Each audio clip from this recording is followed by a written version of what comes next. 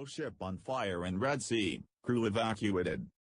Ro-Ro cargo ship FAYROUZ issued distress signal in the afternoon April 8 in southern Red Sea some 60 nanometers off Farasan Island, Saudi Arabia. Signal was received via INMARSAT by MRCC France and redirected to MRCC Jeddah, Saudi Arabia. Saudi's Navy and CG were deployed in rescue operation. All 31 crew were evacuated without, reportedly, any injuries. No information on ship, fire extent, damages, present status.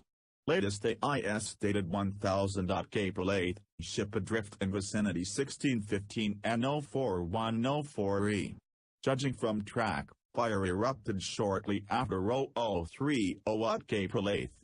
The ship was en route from Suez port to Djibouti.